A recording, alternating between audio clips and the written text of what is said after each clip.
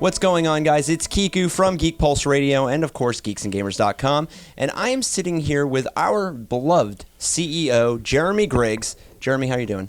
Doing good, Kiku. How about you? I'm doing all right, man. I'm doing all right. Haven't gotten yelled at by you today. So. Well, I've been really busy, so the day is still young. I'll pencil you in tomorrow for a screaming? 3 times. 3 times, fair enough. Make up for lost ground. Actually, you don't even have time. You are on your way to Chicago, Illinois for the Facebook Summit. Yes, sir. Facebook has been generous enough to invite myself and our editor-in-chief, Jonathan Youngblood, to the very first ever Facebook Groups Summit in Chicago, Illinois.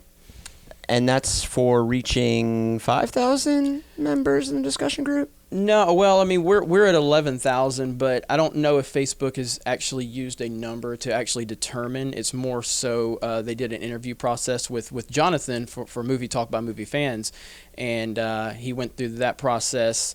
So they did a little investigating they've only invited about 100 groups, and I think they wanted to see what type of narrative you were trying to push in your group and things like that. And we've done a lot to help people. Movie Talk by Movie Fans does a lot, and so I think that was the standard they were trying to look for when they were inviting admins. So I think they're taking 3 admins from 100 groups, and so it'll be about 300 people there total.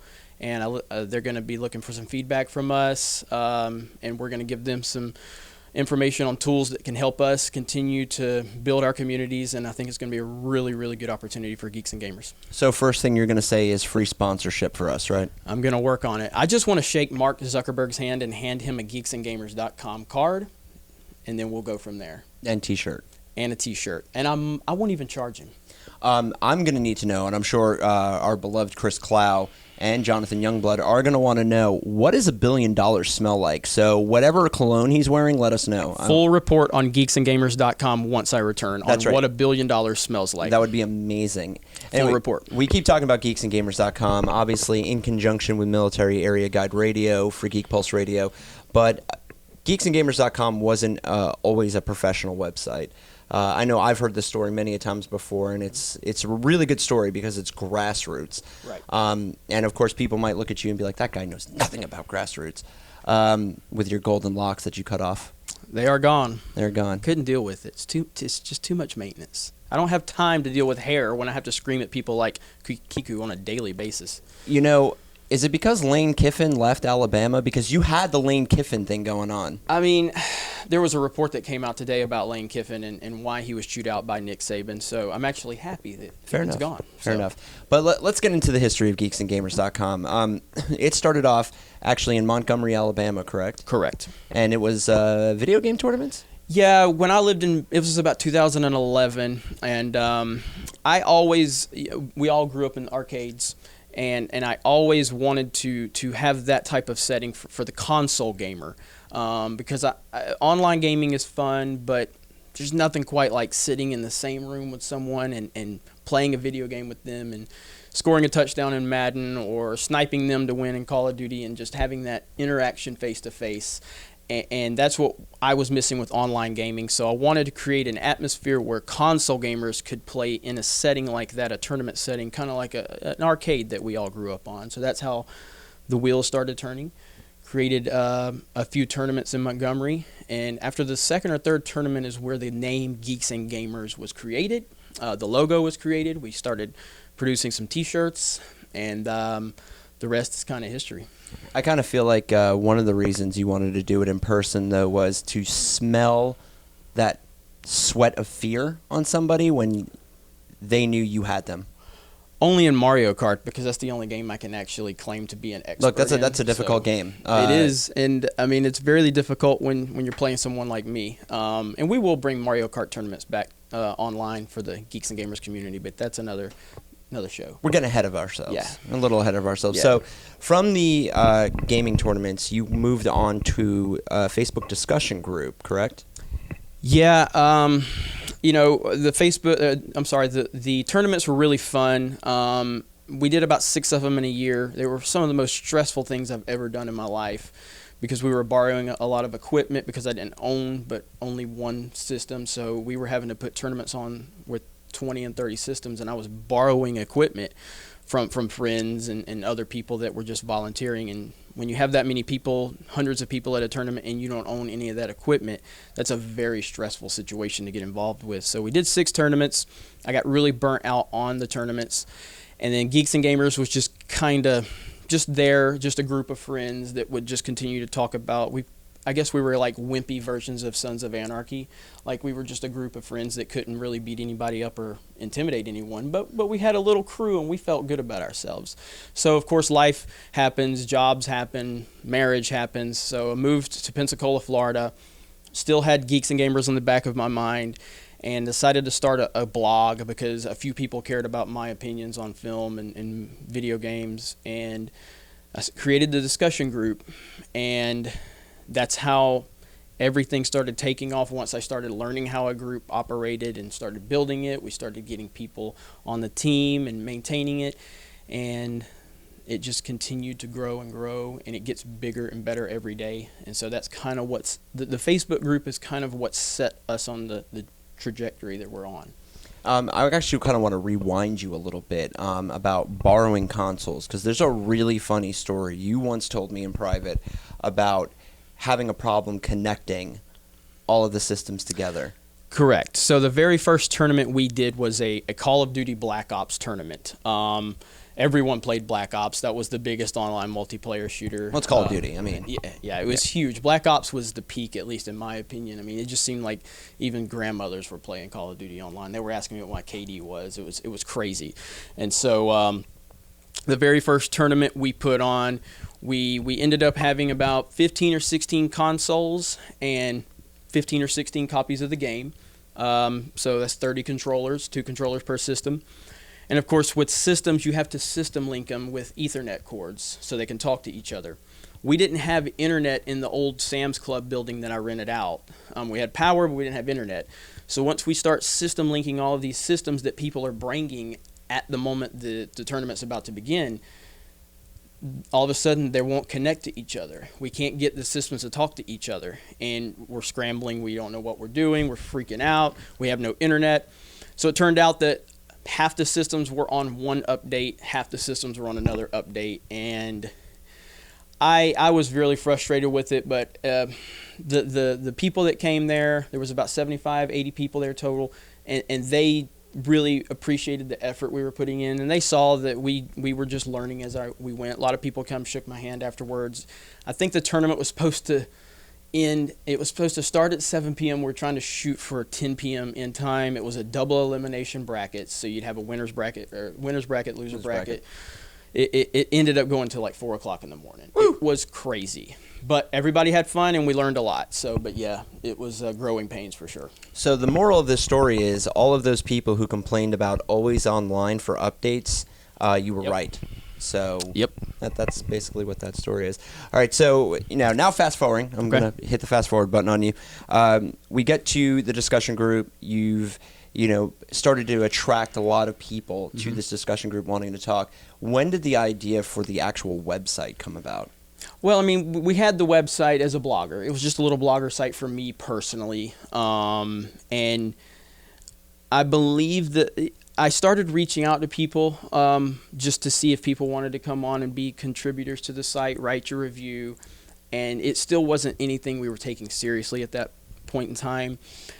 And I can't pinpoint the exact moment. I want to say Michael K., who's he's still one of our writers. He's our Terminator writer because he never stops writing. And Michael K. used to make these long reviews that he would post in the group, and he would post them in all the Facebook groups that I was in, so I would get a notification every time Michael K. would post his review for that still happens. Latest movie. But it was like, it wasn't a link to something, it was just this long body of words in every single group. And so I asked our editor at the time, Kiona Tang, I said, hey, we need to reach out to this guy and see if he wants to write for our website, because the guy is like reviews every movie that's ever came out, it seems like. He reviews like 8 movies a weekend. And so we talked to Michael, he came on, and I feel like that was the beginning of when we started to become, at least the idea is to maybe start creating a team and trying to get a little more structure, is when we brought Michael K. on, and he was reviewing movies every single weekend. So that gave us a little bit of consistency and legitimacy. And then obviously we kept picking more people up. It wasn't as consistent as Michael, though. It was real sporadic with video game review here, video game review there, but it was nothing consistent. And then, long story short, I think you, if I'm not mistaken, you came to me, if you remember this. Never happened. But I'm not even here right now. Yeah, but you know a lot about the industry. You know a lot about legitimizing a website, and so you came to me, you talked to me, and we took a look at what we were doing, and what we were doing had all of the elements of a legitimate website, but it still fell under that fan blog atmosphere. And so we started making some changes in that direction, and the site just, ever since we made those changes several months ago, our website numbers have consistently went through the roof every month. Let's get into that a little bit later, Okay. about the changing, because I think it's an interesting thing that you are somebody who has dealt with almost all aspects of building a geek and nerd community. Mm-hmm. Everything from the handshaking to a tournament to building a small Facebook group, and then a fan blog site, right? Correct. So the sporadicness of the fan blog site, I mean, what was happening at the beginning of that? Like, how were you guys attracting people to it being a fan blog site? Which, I mean, obviously no offense to our own brand, but there's a million fan blog sites Absolutely, out there, right? absolutely. Well, I mean, we can go back to let's back up to what helped me introduce me to someone like Michael K. Right. We created the Facebook group, and I'm a big fan of John Campia, and at the time they were AMC Movie News, and they used to do their daily show, and there was this guy named Micah Harshaw who was running the Sons and Daughters of AMC group at the time, which is now Movie Talk by Movie Fans. And John Campia posted about Micah because Micah was doing an after show of the AMC Movie News show. So everything AMC Movie News would cover, then Micah would do a fan little show where they would cover what AMC covered, and Campia kind of co-signed it, and that's how I was like, okay, so I watched it, and Micah was amazing. He had amazing on-screen presence, very well spoken. So I reached out to Micah, and at that time, I believe the Sons and Daughters group had about 1,500 members. We had about 250, and Micah added maybe 500 or 600 people to the Geeks and Gamers group. Wow. And a lot of those people are still in our group today. And then he would constantly promote Geeks and Gamers in that group, and that was one of the crucial moments right there. And then of course Michael K came over in that wave, and so really that was really what got our feet going. And I'm thankful to Micah to this day. I will always be in debt to him. So when you got to the actual website phase and recruiting the team, you obviously went out into the community to do that. What were some of the things that you looked for in bringing these people on board to write? It's really simple. It's passion and consistency. So we go back to the person I'm going to mention again, Michael K. And it wasn't because he was doing reviews. It was because he was consistently doing reviews, and he would do them just because he wanted people to hear his opinion on film. He wasn't trying to audition for anything. He was just trying to post his thoughts to anywhere and everywhere he could, just because he wanted people to hear what he had to say. And that is the type of attitude that I like.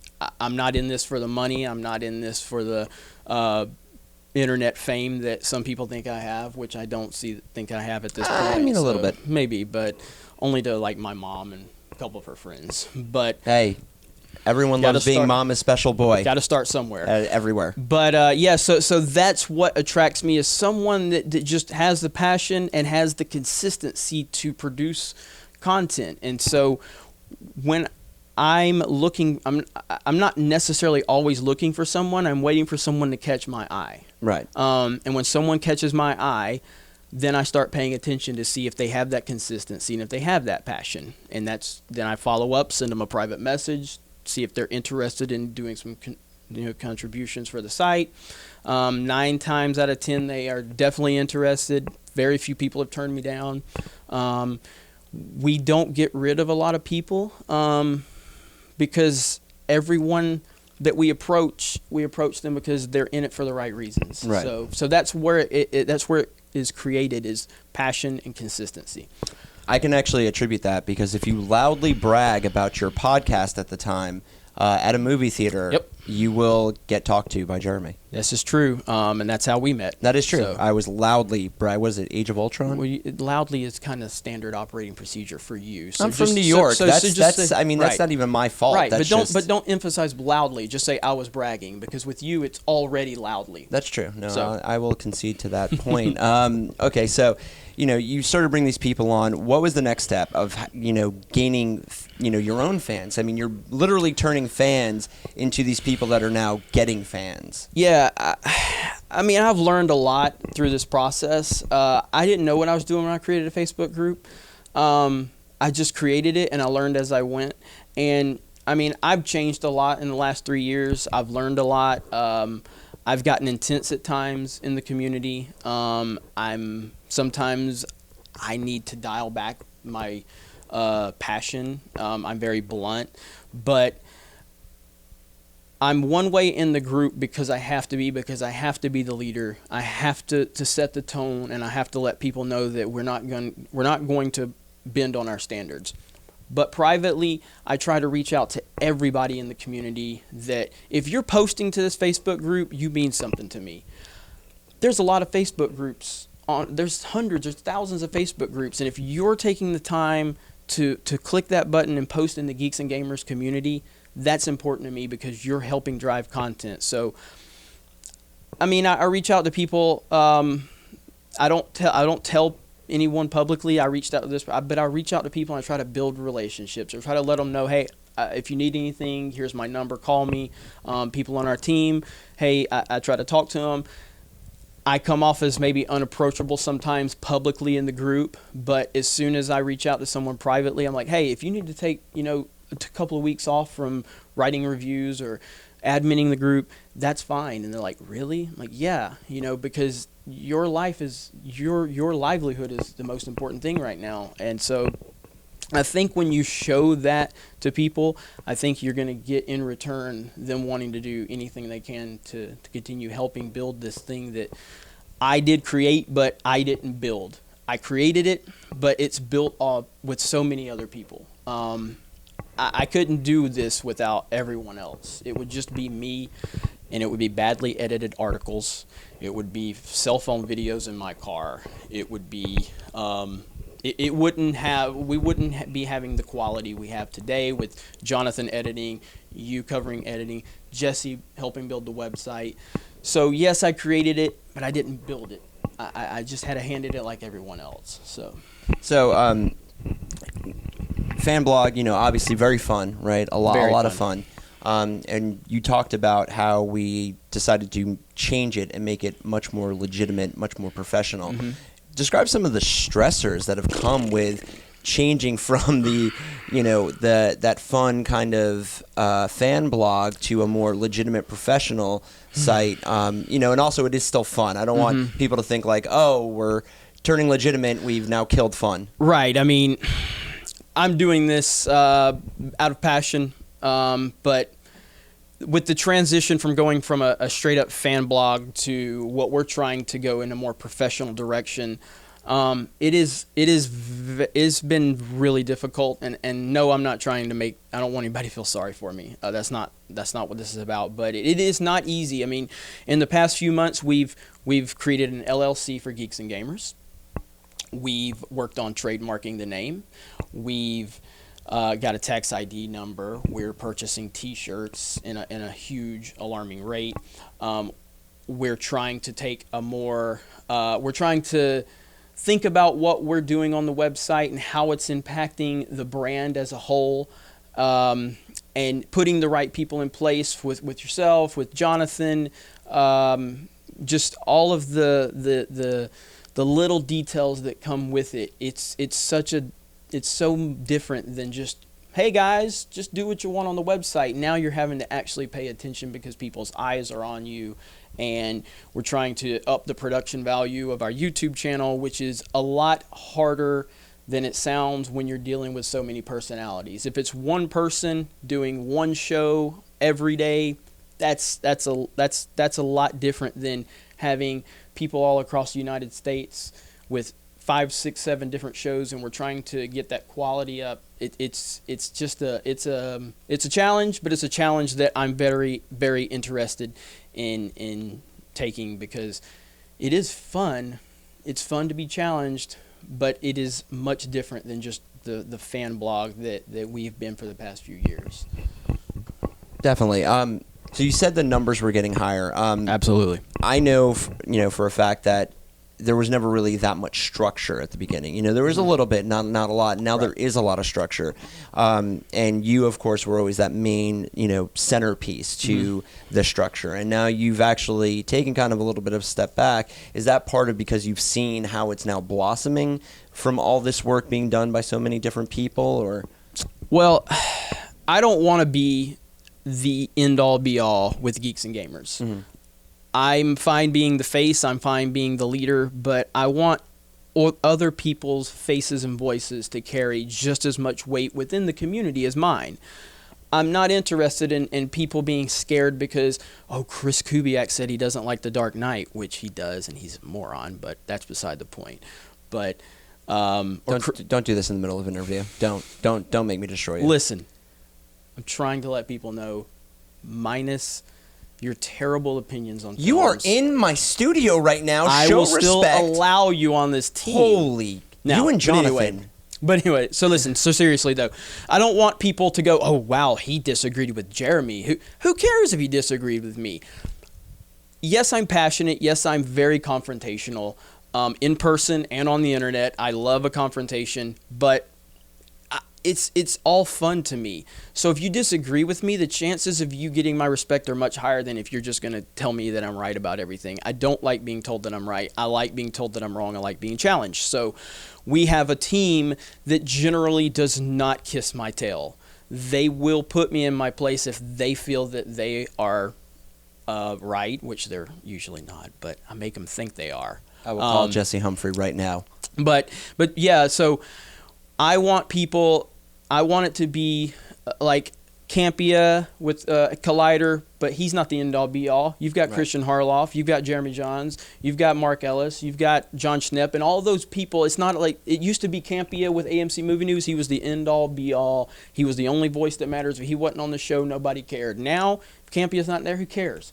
So I don't want it to be like, Jeremy's not on the show, who cares? No, I don't. Who cares if I'm not?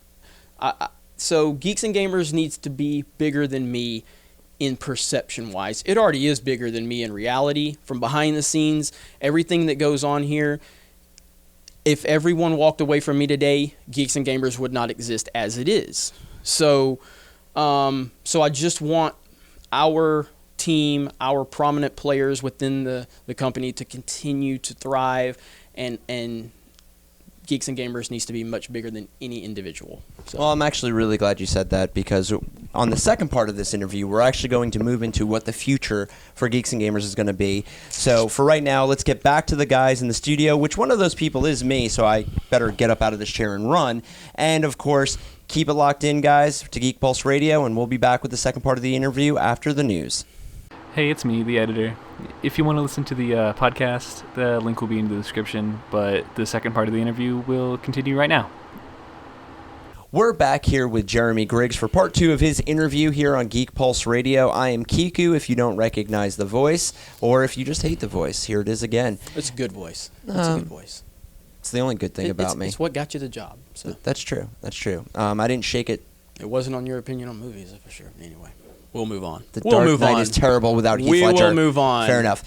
So, Jeremy, second part of the interview, I want to focus on the future of Geeks and Gamers. Some of the things that we have coming up in the immediate future, some things in a little bit of the distant future, and some visions you might have for the later future. I'm hoping that one of those later future visions is that we give Johnny robot legs. I just don't want to. I don't want to go down that road. He's already hard enough to deal with regular legs. Could you imagine that ego with robot legs? Yeah, that is I don't true. wanna I can't. Although, you know No. what? Actually, no, because then he would be able to avoid traffic in his game of hopscotch that he's supposed to be playing in traffic for me. This is true. That is he true. he needs to read more comics. That's what he needs to do. We got him started. Actually, this episode you will hear, you actually should have already heard a review of The Forge from DC Comics. Johnny actually really got into it. We're very excited, me and Chris, that he is reading comics Good now. stuff. Good stuff. I really bought it just for the pictures. But anyway, Jeremy, you know, some immediate things. I know we got merchandise coming, correct? We do. We just made a nice purchase of T-shirts, and I've been really promoting those hard in the group, and I think that's going to do very well. And if we can get that established, this first run of shirts is going to open the doors up for a lot more opportunities. We've gotten a lot of requests for hats and beanies and hoodies and V-neck shirts and tank tops, and we have to establish this first run of merchandise first, and I think it's going to go very well,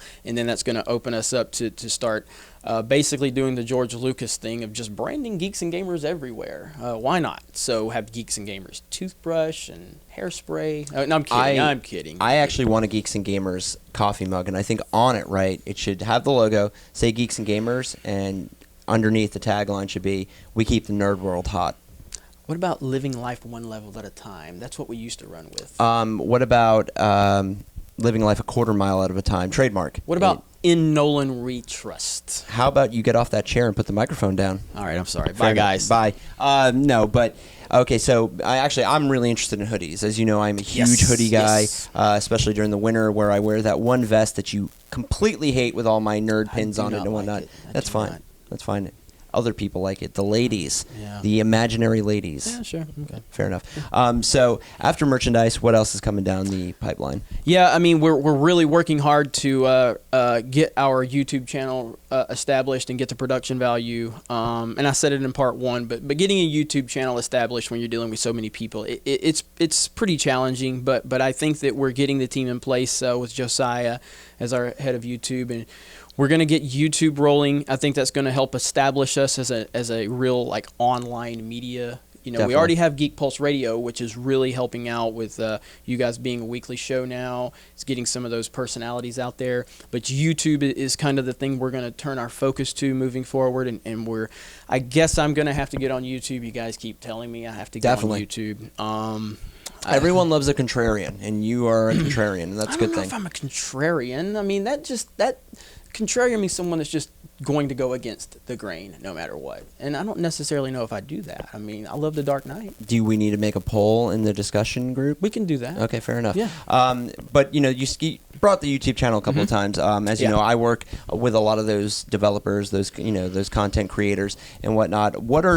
Give me three of your favorite shows right now on the YouTube channel.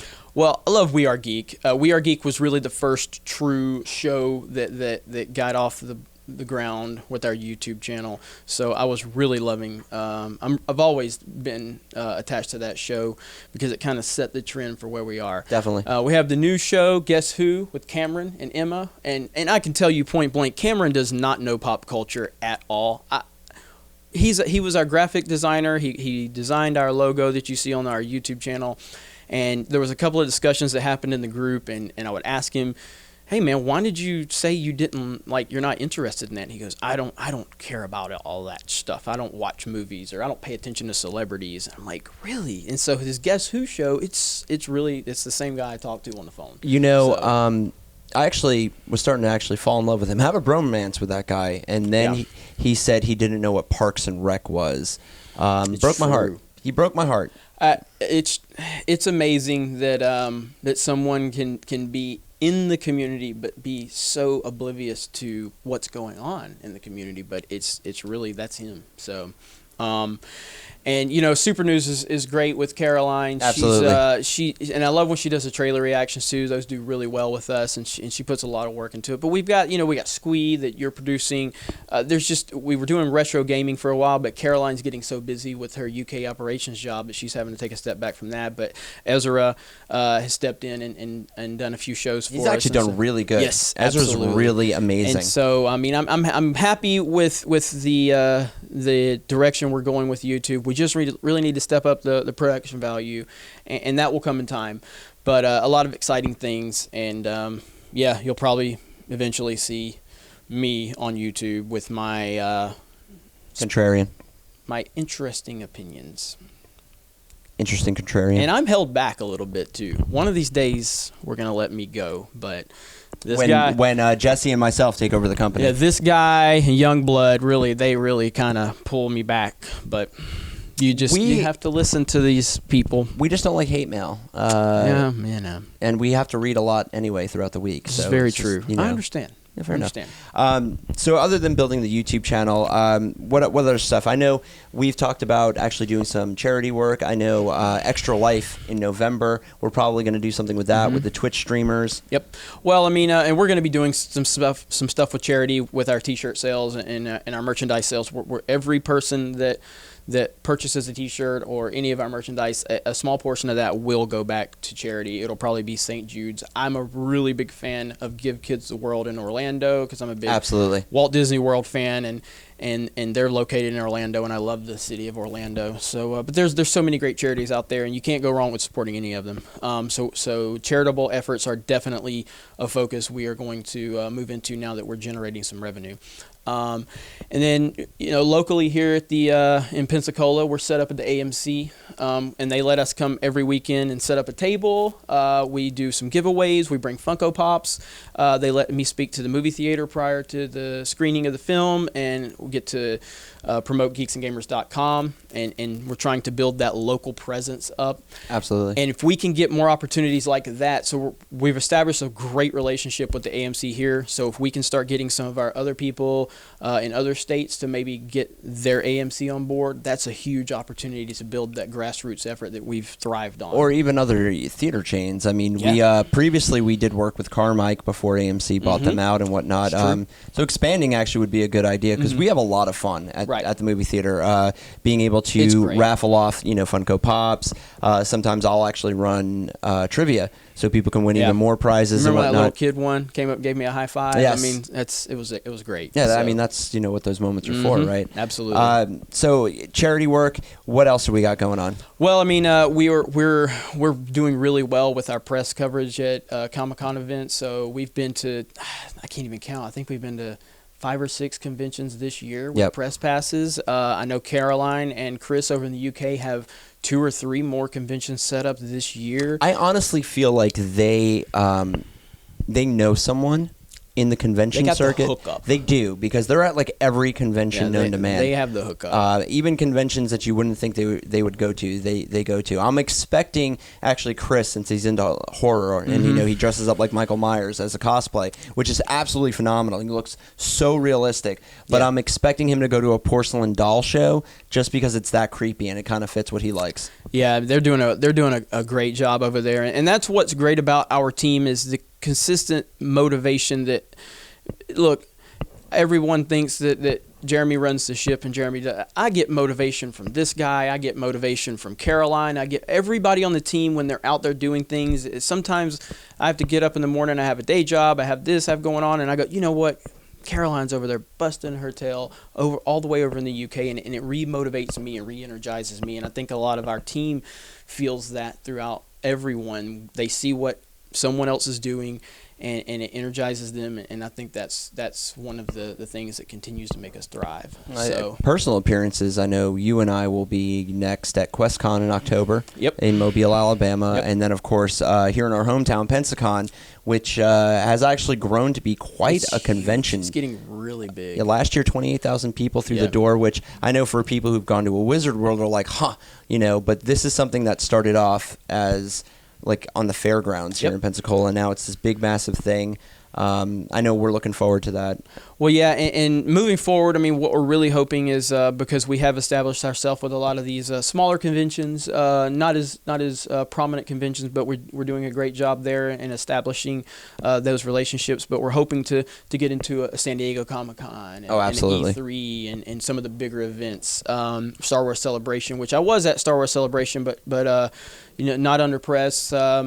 But it was amazing to be there, and hopefully we can cover that. I think they're taking next year off for Star Wars Celebration, and they'll be back in 2019. And it probably has something to do with Star Wars Land opening in Anaheim and Orlando.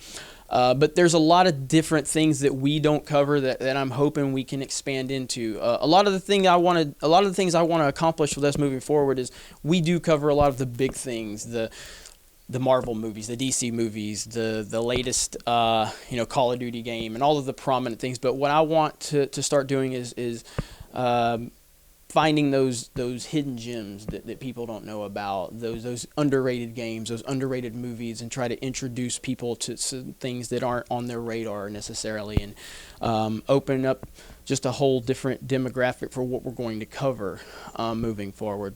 But in the meantime, the immediate goal right now is to get our feet wet in some of these bigger conventions like the San Diego Comic-Cons and things like that. I think if we can get into that can really help our credibility and team morale. So absolutely. So vision, though, something big, let's say within the next 5 years that you want for geeksandgamers.com. Well, I learned a while back that every time I have an expectation for Geeks and Gamers, I wasn't thinking big enough, because it keeps getting bigger and better every time. So I'm sitting out of control. Yeah, I mean, it's so I have really big visions for what we can become in the next 3 to 5 years. But it's going to take a lot. I don't like to think about that too much, because then it takes my eye off of the ball of what we have to accomplish tomorrow and the next day and the next day. 2 months ago, I didn't know I was going to be going to a Facebook summit where Mark Zuckerberg is going to be speaking. I had no idea that was even possible, and here I am leaving tomorrow to go to Chicago.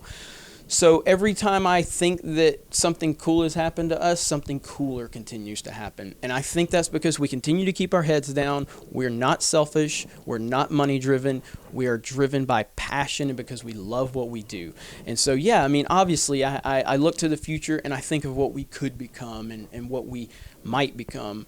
But I always try to dial myself back on those visions, because tomorrow still has to happen if that vision is going to become a reality in 3 to 5 years. So, yeah, I mean, when I started this thing, it was like I looked at IGN and I looked at Kotaku and I looked at those bigger sites. And obviously we want to be players on that level, but we don't want to be just like them. We want you to know when you come to geeksandgamers.com that you're getting a different experience than anywhere else. And everyone's opinion matters, and everybody that's part of this organization, they have a voice. And it's not all about me. It's not all about what I want. It's about what the team wants, and it's about what's best for everyone involved.